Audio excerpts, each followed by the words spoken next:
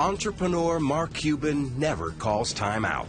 I always look at business as a sport. In football, you play 60 minutes. Basketball, you play 48 minutes. In business, it's 24/7/365, and the whole world's trying to kick your ass. I will never forget talking to Mark about, where are you going with this broadcast thing? And he goes, I'm going to the BBC, Billionaire Boys Club. Mark Cuban parlayed his passion for Indiana basketball into a company worth $5.7 billion. The day that Broadcast.com was sold to Yahoo, I think a lot of folks felt like we had hit the lottery twice. Over the last 20 years, I've always been about what's new, what's next, and how am I getting there first. The unorthodox entrepreneur has disrupted every business he touched. He said, we got to blow this up. This is not what I want. Rip everything out and start again. He's been slammed, eliminated, Mark Cuban, furious, and investigated. Mark Cuban, ordered to appear before the SEC. But almost always comes out on top. He is smart, one of the smartest people. But he also, you could make the argument, was one of the luckiest people in the age of the internet. Somebody has got to be the luckiest person in the world. Somebody's got to be, right? It's you. And I'm just glad it's me,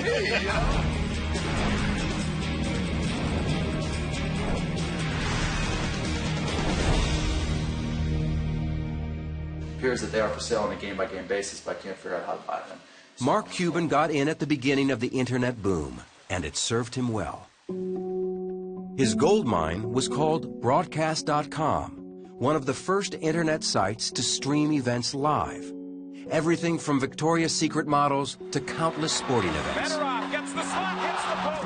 We were the first ones to scale internet broadcasting, to take 500 radio stations and broadcast them on the internet, 100 television stations, earnings calls, product launches, college football games, deals with the NHL, Major League Baseball. I mean, we had really become a broadcast network on the internet.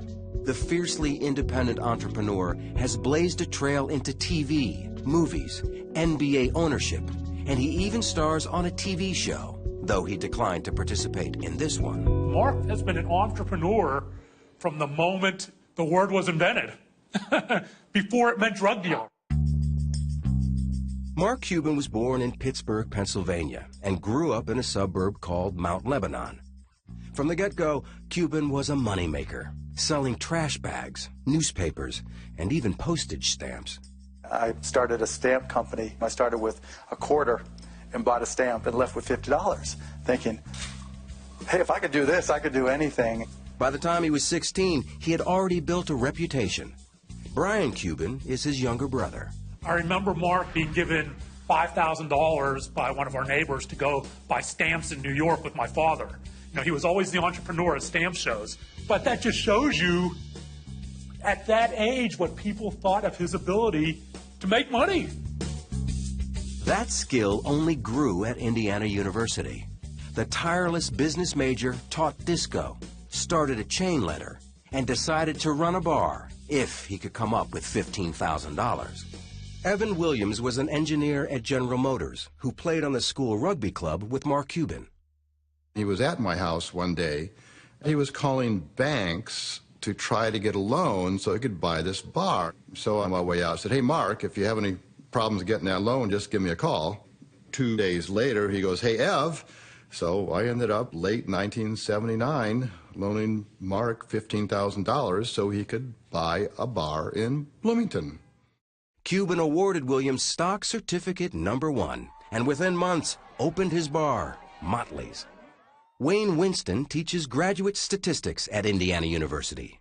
In my over 35 years of teaching, I've never had a student really start a business while they were an undergrad or an MBA here on campus, and he started Motley's, which became by far, I think, the best bar in town. The business model he used in Motley's is very close to the same business models he used in his next 2 or 3 businesses.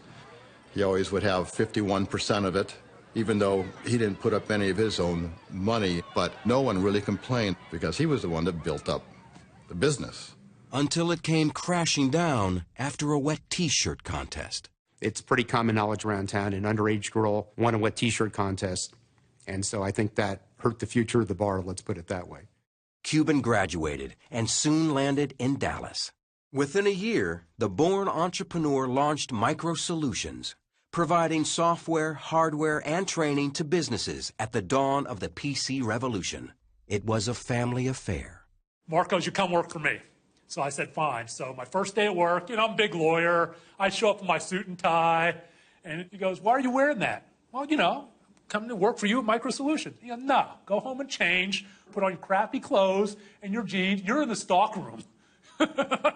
Mark doesn't give you anything. You have to learn it and earn it. Mark Cuban learned the computer business fast, and in 7 years sold his company to CompuServe for $6 million. And I retired. And you retired. And what did you do with that money, your biggest purchase? My biggest purchase, I bought a lifetime pass on American Airlines, and I had one mission in mind. I wanted to be able to go to as many countries around the world as I could and get drunk with as many people as I possibly could, and I was so good at it.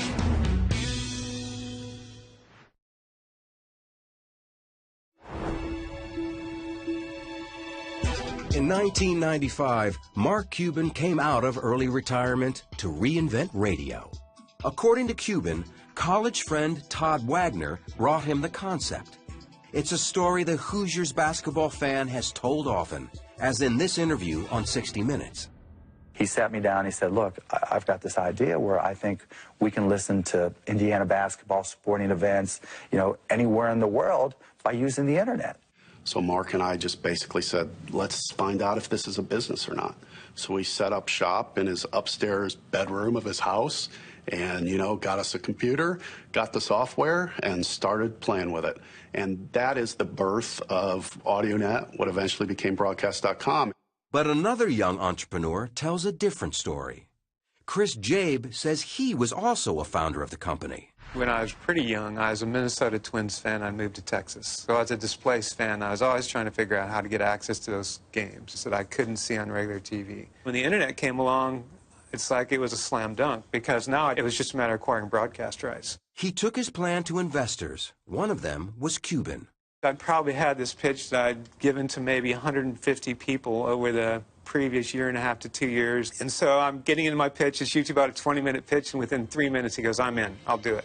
Jabe asked for $1 million and said that Cuban wrote a check for $10,000, and months later tried to cut him out completely. Mark said, Chris, I really don't need you. You really don't have that much to add. I can pretty much do or get people to do what you're doing.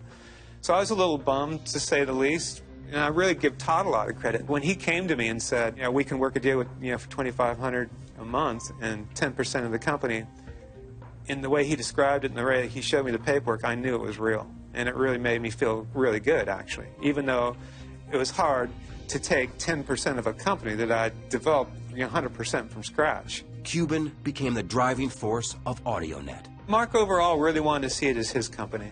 He had made it, gone from really an idea to reality. He never really wanted to acknowledge me as a founder. But co-founder Todd Wagner does acknowledge Jabe's participation. He was there for a very brief period of time, and then he went on to the next thing. He owned a slug of equity and did just fine. AudioNet did better than just fine. Never before in the history of the world can you come in and listen to almost any team from anywhere in the world. A little PC and a connection to the net, and you might as well be sitting in Bloomington, Indiana. You go back in there, and all they did was have all these servers with all these different sporting events going on and people trying to keep the servers up. You're like, what is going on in here? They're planning a nuclear strike. And, but it was controlled chaos in there, keeping all those servers up and all the game streaming. It was pretty cool. Cuban and Wagner changed the name from AudioNet to Broadcast.com in 1998 and positioned the company to go public. The internet boom was in full swing, and on July 17th, the stock hit the market, priced at $18 a share. The first trade pops up, and it was, $63 or whatever it was. I mean, it was just through the roof. Nada Usina led the sports properties and marketing departments at the company. I recall our head of HR popping her head out of a cube like a game of whack-a-mole and saying, we opened at whatever the number was. And everyone looked up and we thought, she missed by a decimal. She must be wrong. And we all started to look, and you could just see heads popping out. And the excitement in the room, it was literally like a parade went off. The stock closed at $62.75. At the time, it set a record for the highest percentage increase on an opening day. I'm the first to realize that luck plays a huge part in it. I happened to have a company, broadcast.com, that went public at the right time when the internet stock market was going nuts. Cuban wanted to expand their content and was looking for a breakout event. He found it in lingerie. There were a lot of pinnacle events for broadcast.com, and one of those was certainly the Victoria's Secret webcast. Wrapping high tech with high fashion, the webcast was a phenomenon. Millions of people tuned in, and it became the largest viewed event ever on the web. We like to position it as the first sold-out event on the internet. It helped to cement us as the go-to place if you wanted to do something multimedia on the internet. Jeff Swaney is an entrepreneur and friend of Cuban's from Dallas. I will never forget talking to Mark about, where are you going with this broadcast thing? And he goes, I'm going to the BBC. Billionaire Boys Club. You're not going to make $1 billion on this thing. I mean, you're going to make $100 million. No, dude. No. BBC, dude.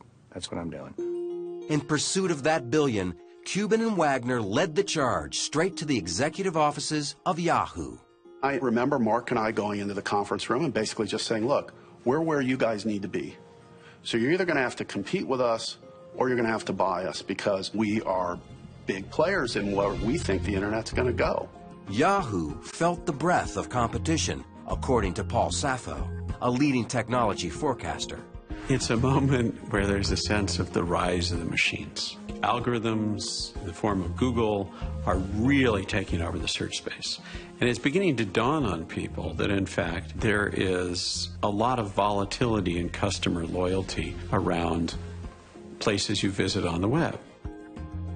I can remember going to Yahoo, and you could just feel the anxiety at the company of how do we bulk up our technology side. Looking for an answer, in April 1999, Yahoo grabbed Broadcast.com for a staggering sum, $5.7 billion in stock. The deal secured Cuban's membership in that Billionaires Club. I think a lot of folks felt like we had hit the lottery twice. You had this tremendous IPO, and to top it off, one of the great companies in Silicon Valley, Yahoo, comes in and acquires this little old company that was set up in Deep Ellum, Dallas, Texas. It couldn't have been, frankly, scripted any better. But not scripted all that well for Yahoo. It is so easy to quarterback this thing, and as people say, it's one of the stupidest moves in the history of the internet. But there was so much stupidity in that period. It was like a single note in a vast symphony of stupidity. Yahoo struggled with their new acquisition. It's pretty simple to see what happened if you're on the inside. You had a $5 billion acquisition handed to a number of NBAs who had never actually integrated anything before. Yahoo really took a pounding. They took their eye off the ball of search, which opened the door for Google, who smoked them. Within months of the buyout, Cuban protected his stock by buying puts and calls against his interest and began to cash out, buying a 24,000 square foot mansion and a $41 million jet. But his next purchase would be the billionaire's prized possession.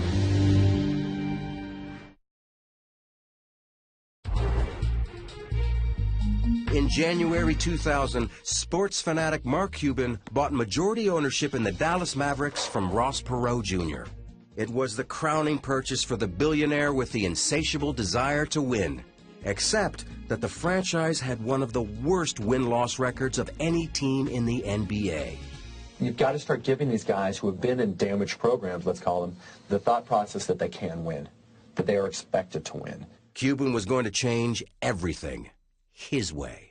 Turdima Ussery, the buttoned-up CEO of the Dallas Mavericks, recalled his first meeting. I didn't eat the whole day because we're having dinner at his house that night, and I wanted to be a great guest. And I was in suit and tie and, trying to, my Sunday best, as my mom called it.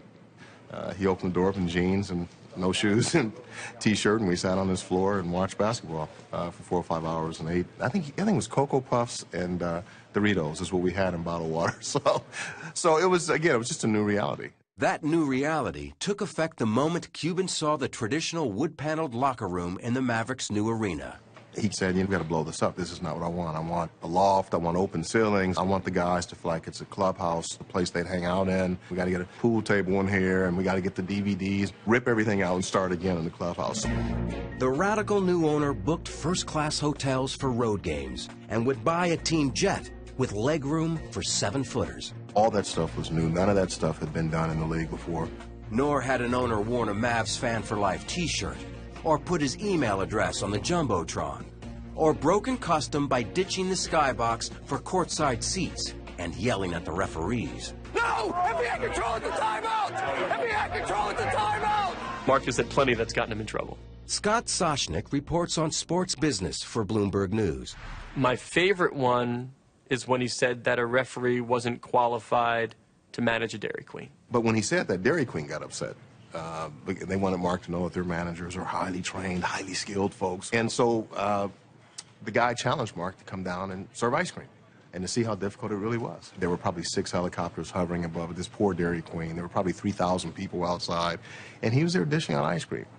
He's a very, very smart marketing guy, and if he can turn a negative into a positive, he will. But Cuban's courtside criticism was a negative for David Stern, the longtime commissioner of the NBA. I think Mark was very impatient when he first became an owner because he strives for perfection.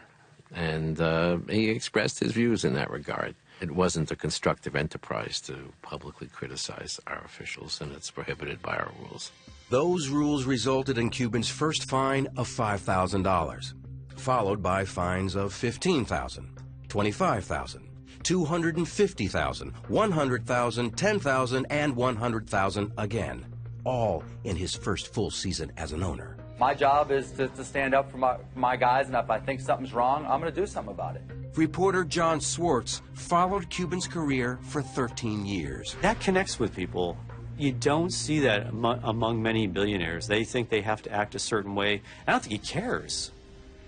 I think he honestly just could give a damn what anyone thinks about him. Cuban's hands-on involvement brought immediate success. Attendance shot up more than 35%.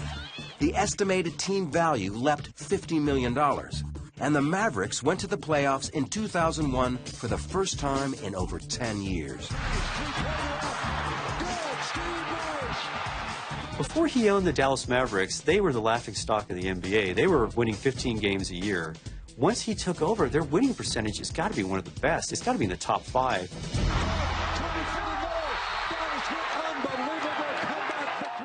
Despite their surging success, that year the Mavericks fell short of the championship. And success for Cuban in the film and TV business was also proving elusive. At the dawn of HD TV in 2001, he launched the first high-definition television network called HDNet, as he explained to Charlie Rose. We're available on cable, we're available on satellite, but viewers can go knowing that not only are they going to get great entertainment, but they're going to get great entertainment in the best possible picture quality.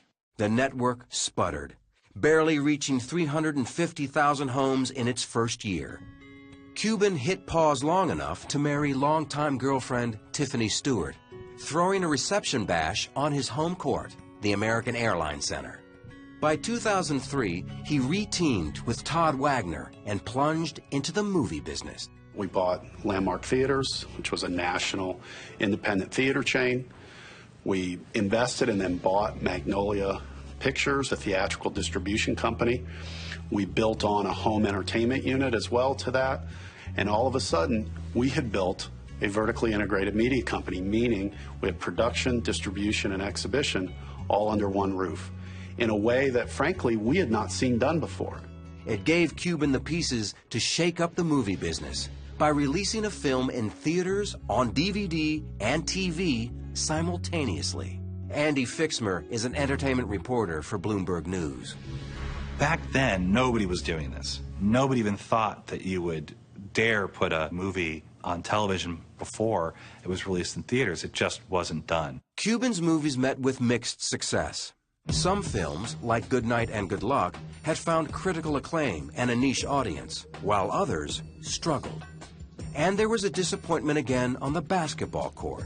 Star Dirk Nowitzki led the team into the finals in 2006. The Mavs were up 2-0 when momentum suddenly shifted. And the team dropped 3 straight. Cuban was livid. When he was pissed, he may as well have been Satan. The players literally ran the other way in the locker room. The Miami Heat are champions of the basketball world! After their collapse in the championship, Nowitzki publicly called for Cuban to control his temper. For the owner who hated to lose, the loss was pure devastation. I believe he didn't leave the house for 3 weeks, and he became a shut-in. So what did it cost him? It cost him his dream. Really, his dream was to turn the Mavericks into champions.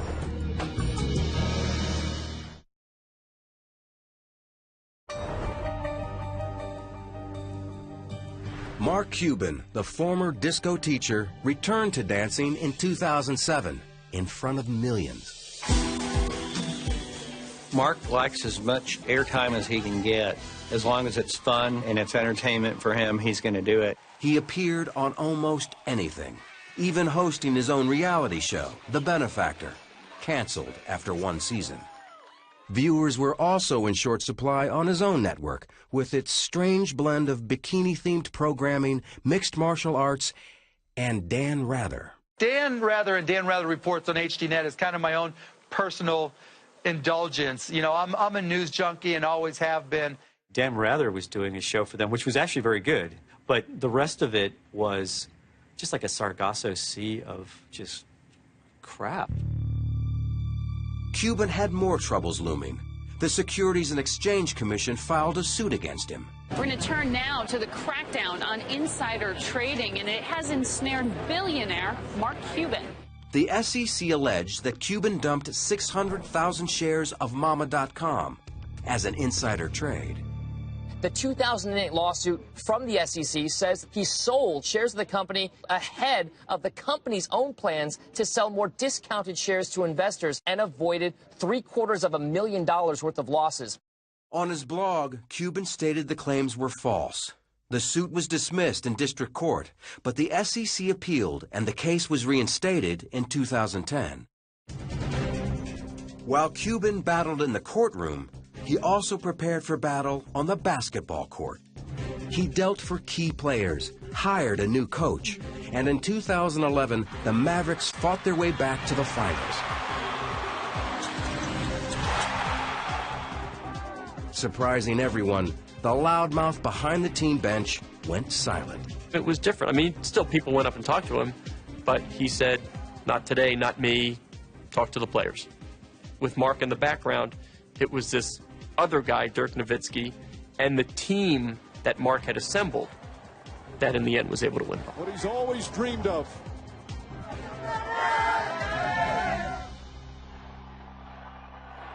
We had the ceremony inside the building, and all of a sudden this chant broke out, "Thank you, Mark. Thank you, Mark. Thank you, Mark." How many times have you heard of a building chanting, "Thank you" to the owner? That's pretty unique. With a championship banner finally in place, Cuban rebranded HDNet, calling it Access TV. In addition to Ryan Seacrest, Cuban partnered with 2 of the most powerful names in music and entertainment. He lives in Dallas with his wife and 3 children. On his personal blog, he sounds off on everything from executive compensation to personal health. Whether brilliant or just plain lucky, Mark Cuban will always be looking for his next big move. He's going to challenge conventions. He's going to change how people think. He's definitely a guy to always keep your eye on. He's brash. He's not afraid of controversy. But he's also one of the most brilliant strategic thinkers I've ever met. Is the glass of water half full or half empty? Mark's going to be the guy asking who's pouring it. You can look at things and say, this is the way they've always been done. I like to look at it and say, well, if everybody's doing this way, that's not where the future is. You have to look somewhere else. And, you know, if that pisses people off, that's their problem.